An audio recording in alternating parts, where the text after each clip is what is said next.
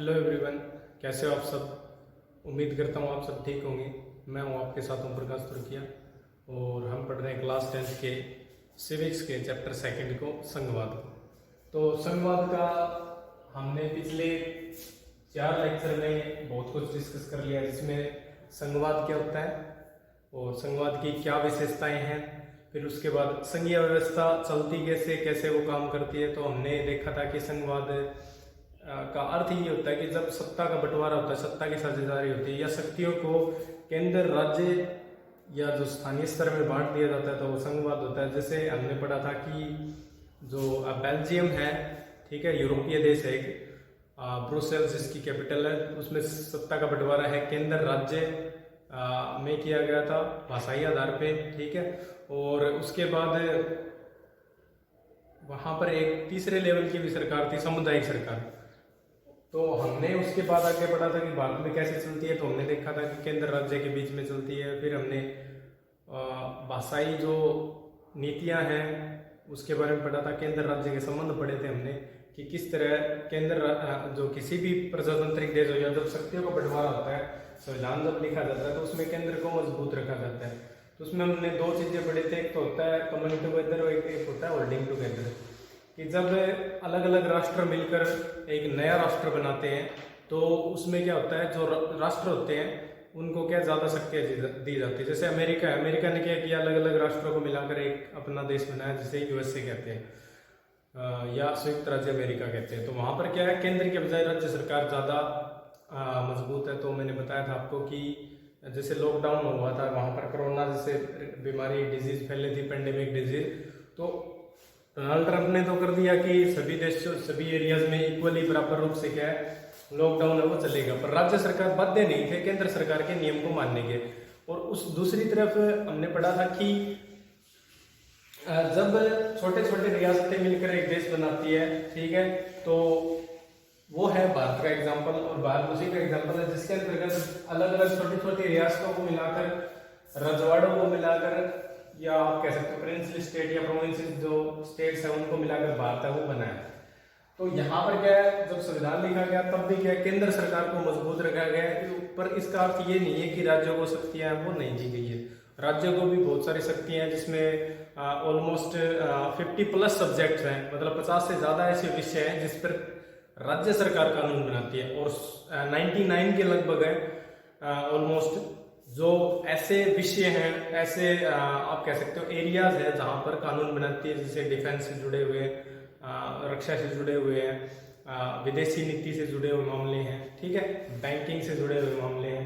तो उन पर क्या है, केंद्र सरकार कानून बनाती है। कुछ ऐसे विषय जिन पर दोनों का कानून बनाती है, जो बच गए हैं उन पर क्या है केंद्र सरकार बनाती है कानून। फिर उसके बाद भाषाई नीति पढ़ा था। तो जैसे हमने भाषा का पढ़ा था कि किस तरह से भाषाई आधार पर हमारे देश में राज्य है वो बांटे गए हैं। तो उसमें था एक मैप भी दे रखा है कि किस तरह से अलग अलग स्टेट थे, फिर हमने उसको भाषा के बेसिस पे क्या है स्टेट को डिवाइड किया, और फिर क्या है हमने उसकी बाउंड्रीज इसकी बांटा। मोस्टली स्टेट को भाषा के आधार पर बांटा गया। जैसे पंजाब हरियाणा में भाषा के आधार पर जो पंजाबी बोलते हैं उनका पंजाब, और जो हिंदी बोलते हैं उनका हरियाणा, ठीक है। तो इसी तरह कुछ एरियाज हैं जैसे उत्तराखंड है, उसको क्या है भौगोलिक आधार पे बनाया गया, जनजातीय आधार पे बने, जैसे नागालैंड है, ठीक है, छत्तीसगढ़ है, ठीक है, झारखंड है, इनको क्या जनजातीय आधार पे क्या बनाया गया। तो ये चीजें हमने पढ़ी थी। फिर सत्ता का जो भारत में विकेंद्रीयकरण है, भारत में विकेंद्रीयकरण है जो सत्ता का, उसके बारे में डिस्कस करते हैं। जो हमने पढ़ा था इसी में, जो लास्ट टाइम हम डिस्कस कर रहे थे, थोड़ा सा रहता है ये, ठीक है, इसको डिस्कस कर लेते हैं हम। तो भारत में विकेंद्रीयकरण, भारत में विकेंद्रीयकरण, हमने बेल्जियम का हमें पता है, ठीक है, श्रीलंका में ऐसा हो नहीं पाया। पर जितने भी आप मानिए प्रजातांत्रिक देश है, लोकतांत्रिक देश है, प्रजातंत्र लोकतंत्र एक ही होता है, उनमें क्या मोस्टली जो लीडर होते हैं वो इलेक्टेड होते हैं लोगों के द्वारा चुने जाते हैं। अब लोगों के द्वारा चुने जाएंगे तो उनके ऊपर क्या होगा, जो अकाउंटेबिलिटी है या लोगों के प्रति जो जवाबदेही है वो ज्यादा होती है। इसलिए क्या वो किसी भी देश में क्या वो अच्छे तरीके से काम करते हैं, चाहे कितना ही बड़ा 30 मार का हो या कोई ये कहता हो कि मैं तो इस देश पे रूल करूंगा कई सालों तक, उसकी नहीं चलती है, ठीक है। और उसमें एक एग्जांपल भी आया कि किस प्रकार जो संघवाद है उसमें या जो केंद्र राज्यों के संबंध है किस प्रकार केंद्र कई बार स्ट्रॉन्ग हो जाता है। जैसे हमने भी देखा है हमारे देश में एक ही पार्टी का, कांग्रेस का है, कई सालों तक क्या देश में राज रहा है, फिर भी जो प्रजातंत्र है उसने क्या किया, लोगों ने क्या किया, उस सरकार को क्या है कई बार है नेगलेक्ट भी किया है, ठीक है। और या हम कह सकते हैं जब इलेक्शंस हुए तो उसमें जो अलग अलग पॉलिटिकल पार्टी जैसे जनता दल है, बाद में फिर 1980 के बाद है बीजेपी है, ठीक है। अभी 2014 में क्या बीजेपी है, वो नई पॉलिटिकल पार्टी उभर के सामने आई है और उन्होंने क्या उनको चुनौती दी है।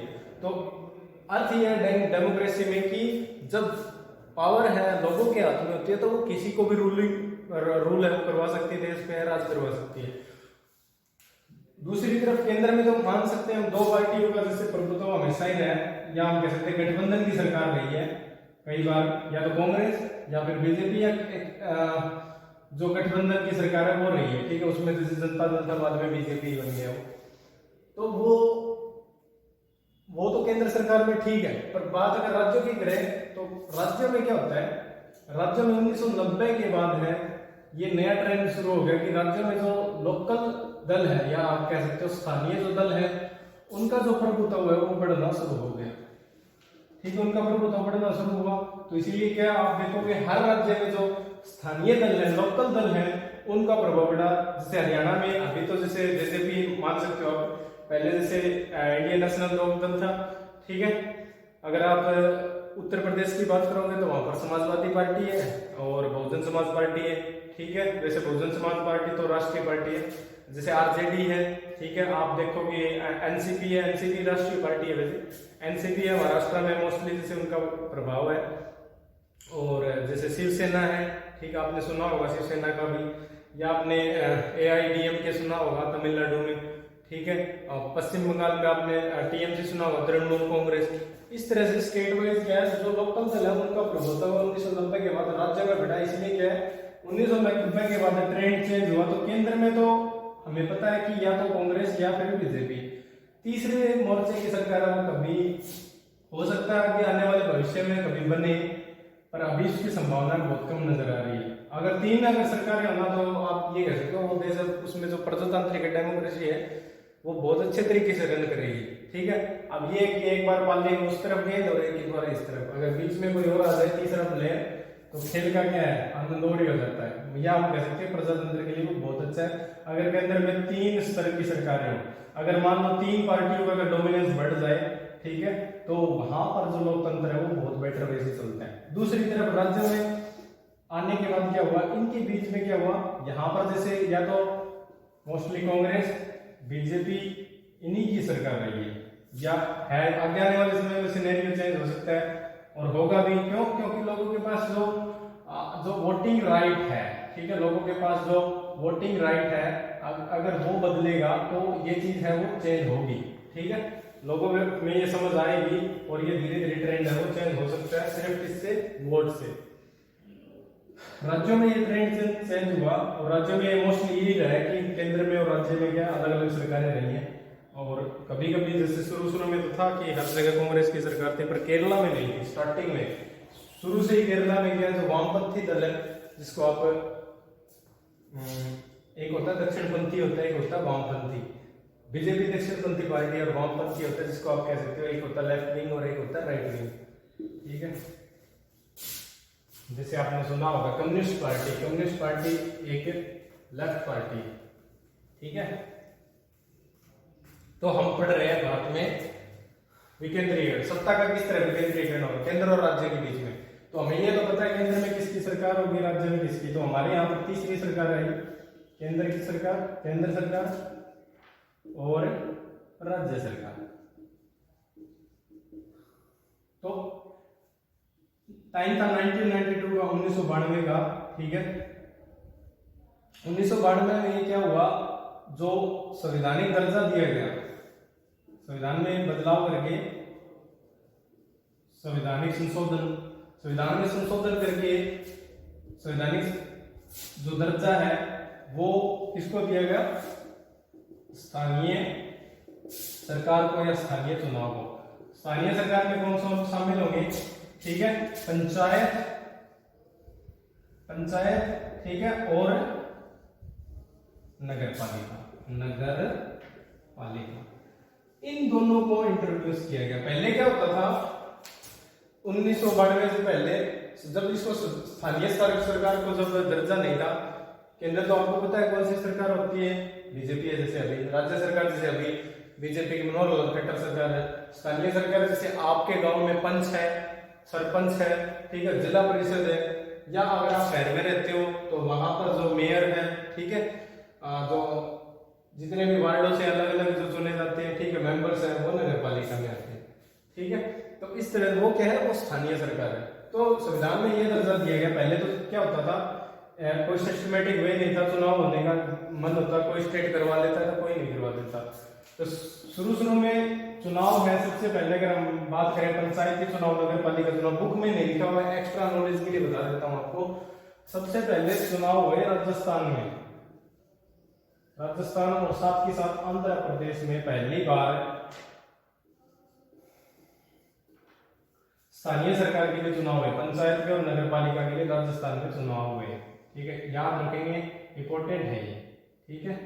इनमें क्या चुनाव हुए, आगे आने के लिए आपको पता होना चाहिए कि पहली बार पंचायती चुनाव वो कहाँ हुए थे, तो यहाँ हुए थे भी पहले, और वो टाइम था, आप इसको चेकआउट कर लीजिएगा एक बार, मे भी 1969 का, या कल नेक्स्ट लेक्चर होगा तब मैं आपको उसका कंफर्म बता दूंगा। मेरे को जितना याद है शायद 1968 या 69 के लगभग था ये, ठीक है। और सही रूप से पूरे देश में स्थानीय निकाय के चुनाव वो 1992 के बाद वो शुरू हो गए थे, अलग अलग राज्यों में अलग अलग किए। जैसे हम हरियाणा की बात करें, हरियाणा में जो स्थानीय निकाय चुनाव है वो 1994 में पहली बार इलेक्ट हुई, पंचायत और नगर पालिकाएं वो शुरू हो गई थी, मतलब कि धीरे धीरे उसका प्रोसेस 1992 में उसको संवैधानिक में दर्जा मिला। फिर अब क्या पूरे देश में ये जो सिस्टम है चुनाव का वो चलता रहता है। तो लोकतंत्रीय व्यवस्था में हमारे यहाँ नई चीज जुड़ गई, क्या जुड़ गई, स्थानीय सरकार। अब इसकी बात है, कुछ विशेषताएं हैं जो बुक में भी लिखी हुई है, वो आपको बता देता हूं मैं, कि जब ये आया संवैधानिक जब दर्जा दिया गया तो उसमें क्या क्या चीजें शामिल की गई। पहली बात तो ये है कि इसमें शामिल किया गया कि यहां लिख देता हूं मैं, इसकी आप कह सकते हो कि जब इसको स्थानीय सरकार जब चुनी जाती है तो उसमें क्या क्या क्या शामिल किया गया, ठीक है, 1992 के बाद, ठीक है, किस तरह इसको प्रभावशाली बनाया गया।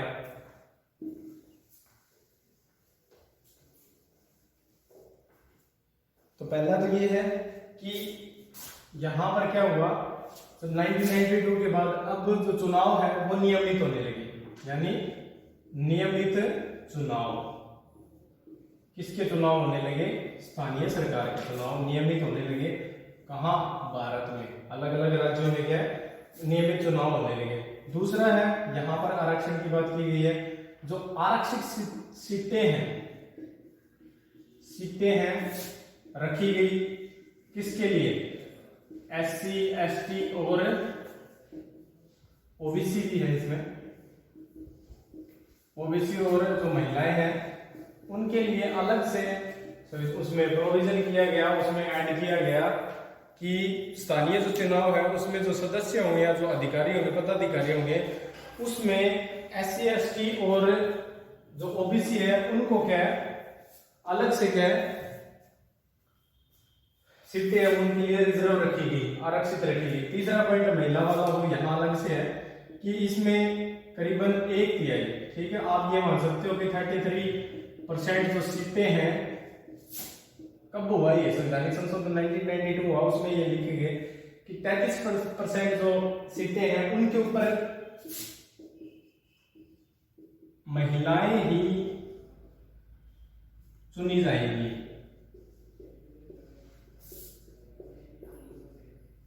ठीक है, 1/3 सीटों पर महिलाएं चुनी जाएंगी। तो अगर आप देखोगे अपने गांव में आसपास, अगर आपको ये चीज ऑब्जर्व भी करोगे, जैसे मैं मेरे गांव की भी बात करता हूं तो वहां भी क्या है, जो सरपंच है वो महिला है, महिला पद के लिए है, ठीक है, और जो पंच के पद होते हैं वो भी क्या होते हैं, महिलाओं के लिए रिजर्व होते हैं।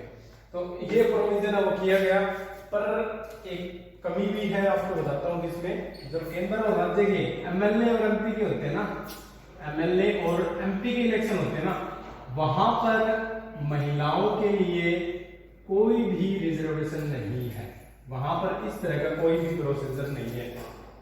पार्टी आती है चाहे बीजेपी हो, केंद्र सरकारी, क्योंकि कानून कौन बनाती है? मोस्टली जैसे संसद बनाती है। अब इस तरह के कानून है संविधान में कि जो रिजर्वेशन के हैं अब वो कौन देगा? केंद्र सरकार देगी। तो संसद में जब केंद्र सरकार है, चाहे वो बीजेपी की हो कांग्रेस की हो, किसी की हिम्मत नहीं हुई महिलाओं को बराबर का अधिकार देने की। बराबर का है 1/3 है, अगर 50% की बात हो तब तो बात बनेगी, ठीक है। तो घोषले सभी राजनीतिक पार्टियां करती रहती है, कहती रहती है हम महिलाओं का सम्मान करते हैं, हम महिलाओं के लिए वर्क करेंगे। अभी तक किसी की हिम्मत नहीं हुई कि संसद में बिल भी लेके आ जाए किसका? महिलाओं को चुनाव लड़वाने का। क्यों? क्योंकि अभी भी पुरुष प्रधान समाज की जो सोच है वो बदली नहीं है। सभी सोचते हैं कि सत्ता है वो पुरुषों के पास रहे, न कि महिलाओं के पास। इसीलिए आप देखोगे संसद में जो महिलाओं का जो प्रतिशत है वो 15% के लगभग है, शायद में भी शायद 20% से कम है। आप इतना ध्यान रखें ना, 20% से कम रिजर्वेशन है, ठीक है। तो इसके बाद अगर बात करते हैं, अब ये तो है प्रोविजन, उसमें चौथा जो प्रोविजन है उसमें ऐड किया गया है कि जो चुनाव जब होंगे अब उसकी जिम्मेवारी को ना, चुनाव ये तो है नहीं कि मैं जाऊंगा मैं कह दूंगा गाँव में भी चुनाव करवाते हैं, चलो ऐसा नहीं है।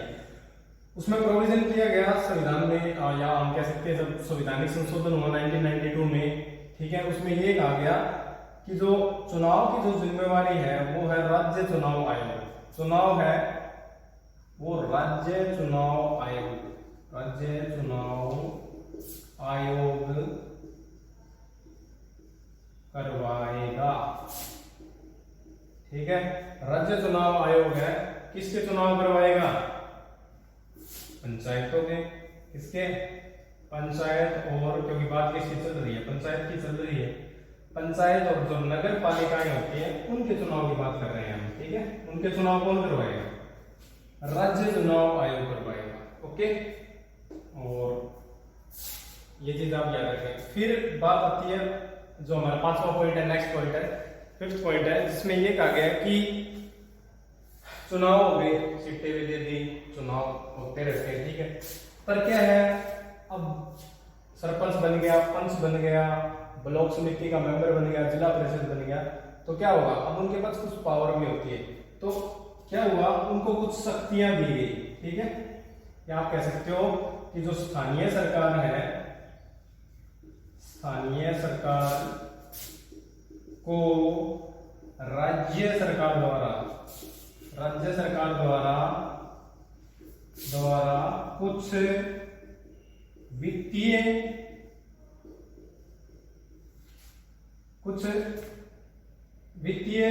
वित्त बांटा गया, या आप कह सकते हो वित्तीय वितरण किया गया। वित्तीय वितरण और कुछ विषयों पर निर्णय लेने का अधिकार को उनको क्या है? लेने का अधिकार वो दिया गया। इसको दिया गया पंचायत और नगर पालिकाओं के जो पंच होते हैं, सरपंच होते हैं, जिला परिषद होते हैं, ब्लॉक समिति के मेंबर होते हैं, उनको ये अधिकार वो दिया गया, कुछ वित्तीय अधिकार दिए गए। इसीलिए आपने देखा होगा जब बजट आता है तो सरपंच उसका डिस्ट्रीब्यूशन है वो करता है, ठीक है। तो राज्य सरकार अपने राजस्व और अधिकारों का कुछ हिस्सा स्थानीय सरकार को देती है, ताकि सत्ता में उनकी हिस्सेदारी क्यों देती है? ताकि बात यही है विकेंद्रीकरण हो जाए। विकेंद्रीकरण का मतलब सत्ता का बंटवारा, ठीक है। सत्ता का क्या हो? बंटवारा। तो सत्ता क्या करेगी? केंद्र सरकार ने कुछ राज्यों को दी, राज्यों ने किसको दे दी? स्थानीय सरकार को दे दी। स्थानीय सरकार में कौन कौन है? पंचायत है, नगर पालिका है, यानी पंच, सरपंच, जिला परिषद और ब्लॉक समिति के मेंबर्स हैं। उनको अधिकार वो दे दिए गए, कुछ उनको वित्तीय अधिकार दिए गए, मतलब कुछ पैसे दिए गए, बजट उनके लिए अलग से रखा गया कि पंचायतों को कितना बजट देना है, और कुछ उनको क्या है अधिकार भी दिए गए, ताकि वो क्या काम है अच्छे से कर सके बेरोक टोक, ठीक है। इसलिए देखोगे जब बजट पास होता है, गवर्नमेंट है वो ग्रामीण क्षेत्रों में वो देती है, और वहां चाहे जितने भी वर्ग और स्थानीय स्तर पे काम है वो करते हैं। चाहे गांव में अगर जैसे पाइप वो क्या बोलते हैं इसको, सड़क वगैरह बनानी हो, ठीक है, जो तालाब है उसकी खुदाई करवानी हो, या तालाब नया बनवाना हो, कोई बिल्डिंग बनवानी हो, सरकारी भवन हो, ठीक है, कोई कम्युनिटी सेंटर बनाना हो, ठीक है, इस तरह के उसमें कई कई अधिकार है, ठीक है, बहुत सारे अधिकार है, ठीक है, उसमें जैसे लिस्ट भी है अलग से कि कितने कितने अधिकार उनको दिए गए हैं सर। और बहुत सारे सरपंच तो ऐसे भी होते हैं उनको पता ही नहीं होता अपने अधिकारों का, उनको कौन कौन से अधिकार उसमें दिए गए हैं, तो उनको अधिकार दिए जाते हैं जो गांव से जुड़े हुए होते हैं, ठीक है। और क्योंकि स्थानीय जो मुद्दे होते हैं उनका सिर्फ स्थानीय जो सरकार होती है, जैसे पंचायत नगर पालिका, उस पंच को सरपंच को ही पता होता है कि वहां पर एक्चुअल में जरूरत क्या है। वैसे बजट है सरकार 5 करोड़ का देते, कहते भी यहाँ पर एक नया वाटर वर्क्स बनाना है, ठीक है, या आप कह सकते हो कि गांव में है वो सड़कें बनानी है, वहां पर अगर पहले ही बनी हुई तो वो किसको पता होगा। वैसे सर्वे वगैरह तो होता है, अगर वहां पर जरूरत ही नहीं है तो वो मुद्दों को, जो स्थानीय मुद्दे उसको कौन जानेगा, असल में वहां की जो पंचायत है वो जानेगी, ठीक है। आगे थोड़ा सा और है, एक है डेफिनेशन ग्राम पंचायत क्या होती है, ठीक है, और जिला परिषद क्या होती है।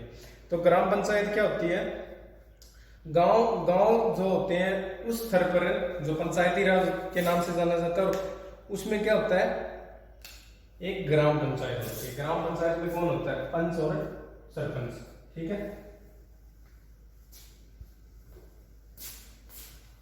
बुक में लिखे हुए हैं, आपको यहां से नोट डाउन करने की जरूरत नहीं है, आप सिर्फ समझ लीजिए, समझा रहा हूं। तो दो और रह गए इसमें कि ग्राम पंचायत क्या होती है अभी। ग्राम पंचायत है जो स्थानीय सरकार का सबसे निचले स्तर की, जिसमें पंच और सरपंच शामिल होते हैं, पंच और सरपंच, या आप कह सकते हो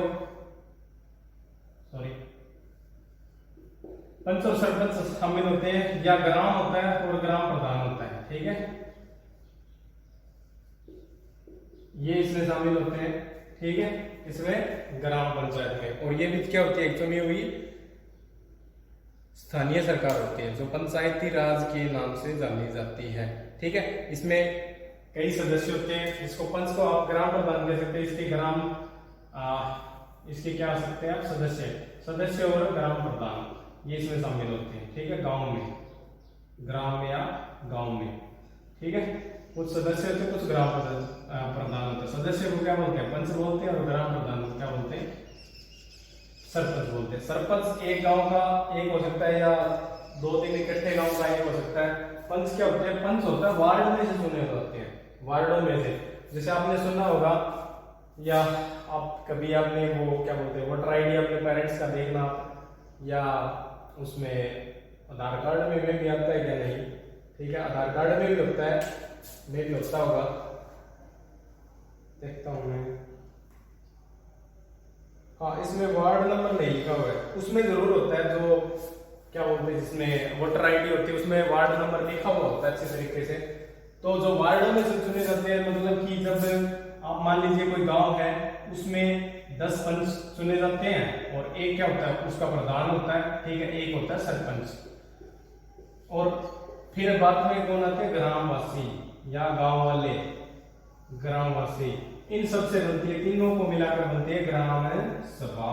क्या बनती है, ग्राम सभा। अब ग्राम सभा का क्या काम है, ग्राम सभा है वो पंच, सरपंच और ग्रामवासियों को मिलकर बनी होती है। अब इनका काम क्या है, इनका काम है जो स्थानीय स्तर पर गांव के जो जितने भी मुद्दे होते हैं, उनके ऊपर साल में 2-3 बार मीटिंग करके ये देखना कि गांव में समस्या क्या है, उसका समाधान कैसे हो सकता है, ठीक है, या हम किस तरह से गांव को क्या है बहुत अच्छे तरीके से आगे बढ़ा सकते हैं, एक आदर्श गांव को बना सकते हैं।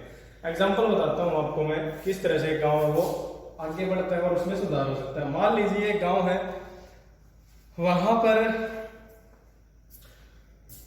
पर शिक्षा का स्तर कम है। मान लीजिए गांव है, वहां पर शिक्षा का स्तर कम है, मतलब महिलाएं भी और पुरुष भी, या बच्चे आप कह सकते हो, कम पढ़े लिखे हैं, सभी क्या कम पढ़े लिखे। तो ग्राम सभा में मीटिंग हुई, उन्होंने कहा सरपंच ने, 10 पंच और ग्रामवासी, जो आप कह सकते हो गांव के मोजिज आदमी होते हैं, ठीक है, बड़े बुजुर्ग जिसको कहते हो, समझदार आदमी हो, ठीक है, जितने, और महिलाएं भी साथ में। ग्रामवासी का मतलब सिर्फ पुरुष ही नहीं है, इसमें क्या सभी शामिल होते हैं, गांव का हर व्यक्ति, चाहे जिसका वोटर आईडी हो या ना हो, सब ग्रामवासियों में शामिल होते हैं, ठीक है। तो वो क्या करेंगे, एक डिसीजन लेंगे कि गांव गांव में शिक्षा का स्तर है वो बहुत कम है, लो लेवल है। इसके लिए अभी क्या करना चाहिए, क्या करना चाहिए? पहली बात तो देखना चाहिए कि वहां पर प्राइमरी स्कूल है कि नहीं, ठीक है। प्राइमरी स्कूल देखेंगे वहां पर, ठीक है। फिर उसके बाद सेकेंडरी स्कूल देखेंगे है कि नहीं, ठीक है। अगर वहां पर स्कूल है तो क्या टीचर है, टीचर देखेंगे। अगर टीचर नहीं है तो क्या होगा, वहां पर एक वो होगा, उनके पास होगा, डीसी के पास भेजेंगे या जो उच्च अधिकारी उनके पास रिकमेंड भेजेंगे कि भी हमारे यहाँ पर टीचरों की कमी है। आपने देखे होंगे बहुत सारे ग्रामवासी है वो आपने विरोध प्रदर्शन करके वहां पर डिसीजन लेते हैं और क्या करते हैं, स्कूल में टीचर है उसके बदले भी करवा सकते हैं और वहां पर टीचर मंगवा सकते हैं, ठीक है। मान लीजिए स्कूल है वो है ही नहीं, तो वो बिल्डिंग के लिए रिकमेंड कर सकते हैं भी जमीन देंगे, इतनी जमीन है यहाँ पर सरकार बजट लेके आए, तो वो क्या करेंगे, भाग्य एमएलए एमपी को कहेंगे भी यहाँ पर ये समस्या है, ठीक है। सरकार के पास अपनी बात पहुंचाएंगे डीसी के थ्रू, और जब एमएलए एमपी के थ्रू अपनी बात पहुंचाएंगे, वहां पर स्कूल बनवाएंगे। एक और है उसमें शिक्षा, एक तो बच्चों के लिए हो गया, एक प्रौढ़ शिक्षा सुना होगा आपने। मान लीजिए बड़े बुजुर्ग हैं, वो भी उनको ज्ञान नहीं है, मतलब पढ़ना लिखना नहीं आता, सॉरी, तो उनके लिए भी शिक्षा, जैसे आपने देखा होगा बहुत सारे जैसे प्रौढ़ शिक्षा के प्रोग्राम है वो चलते हैं, ताकि लोग कम से कम पढ़ना और लिखना तो सीख सके। तो ये जब चलते हैं तो वहां पर डिस्कस होता है इसके बारे में कि ये करना चाहिए, टीचरों की कमियां पूरी करनी चाहिए, प्रौढ़ शिक्षा को बढ़ावा देना चाहिए, टीचर है तो उनकी कमी को पूरा करना चाहिए, हर एक सब्जेक्ट का टीचर होगा।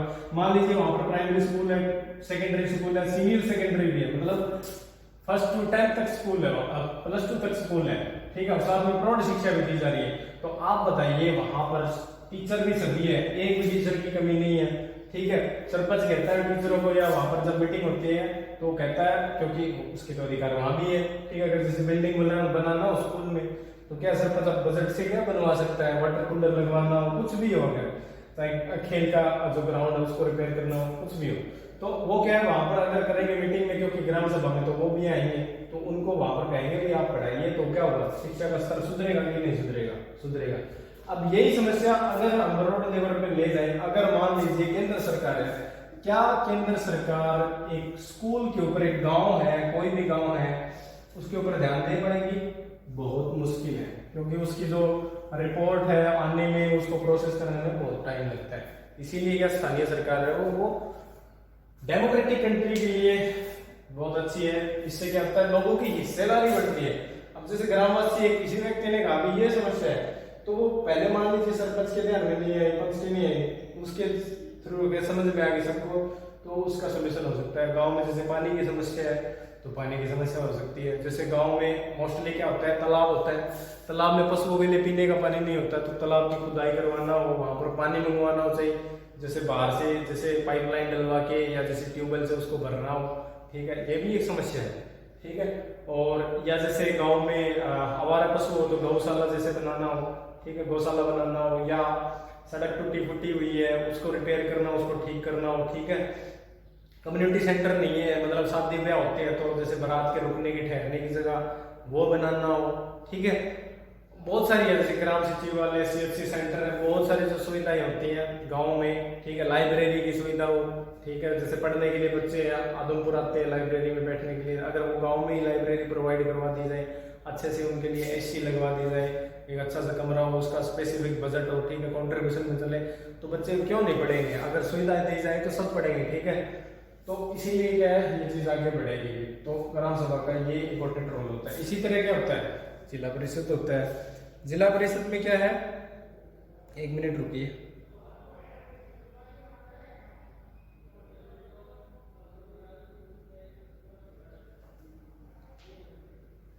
जिला परिषद है वो क्या है, पंचायत समिति का, ये तो क्या है, ये तो क्या है, ग्राम पंचायत है। दूसरा क्या होता है, पंचायत समिति। पंचायत समिति क्या होता है, जो ब्लॉक समिति और जिला परिषद को मिलाकर बनती है, ठीक है।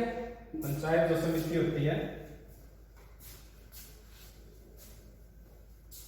ये तो ग्राम पंचायत है, फिर उसके बाद आती है पंचायत समिति। पंचायत समिति में वैसे होता है वार्ड, जो अलग अलग वार्ड होते हैं, वार्ड नंबर, ये वार्ड नंबर 2, 3, 4, 5, 10, ठीक है, 15, 20, 15 वार्ड नंबर होते हैं। उनमें से क्या होता है, एक तो आपने सुना होगा ब्लॉक समिति का मेंबर चुना जाता है, ब्लॉक समिति का मेंबर, मेंबर, और उसमें से जितने भी वार्डों से, मान लो 15 वार्ड है, 15 वार्ड में से सभी ब्लॉक समिति के मेंबर क्या बनाएंगे, एक चेयरमैन बनाएंगे। क्या बनाएंगे, चेयरमैन बनाएंगे। फिर होता है इसी तरह वार्डों से क्या होता है, पूरे जिले से, ये तो क्या होता है समितियों से अलग अलग, जैसे उधमपुर के अलग अलग वार्डों से चुने जाते हैं। उसी तरह क्या होता है ब्लॉक लेवल पे, जो सॉरी जिला स्तर पे क्या होता है, अलग अलग वार्डों से जिला परिषद चुने जाते हैं। तो जो जिला परिषद होते हैं वो भी क्या होते हैं, चुने जाते हैं। और